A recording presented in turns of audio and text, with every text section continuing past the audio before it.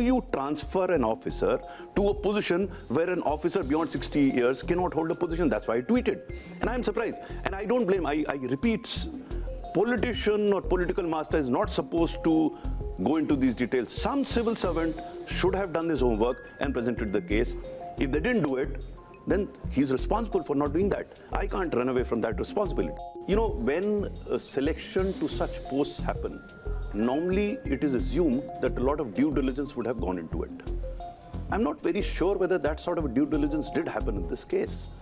Because if you did select somebody who was considered to be good, how does he suddenly become so bad to have been kicked out twice?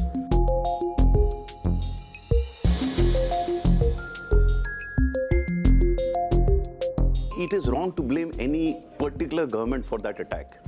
You look at the previous government, they also tried to attack these institutions, didn't they? So every politician, in order to survive or when it is under threat, would like to attack.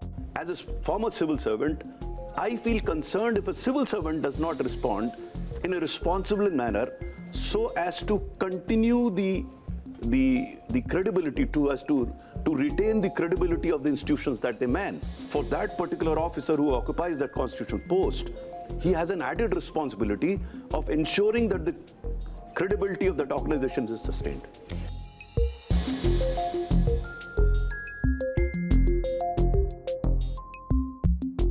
The clarity has to be in the mind of the civil servant. There is a price to be paid either way. You toe the line of a politician who's telling you to do a wrong thing. You don't toe a line. Either way, you got to pay a price. I think it's a call that the civil servant has to take, whether he wants to pay this price or that price. Nothing comes free.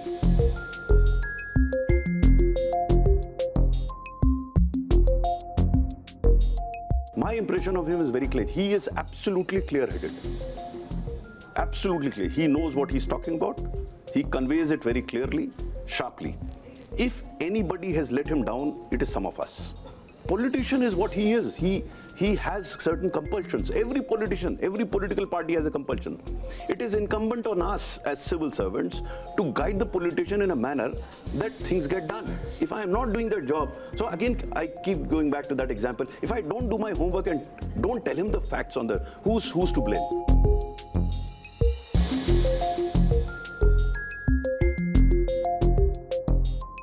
What pains me is that where are we reducing the debate to?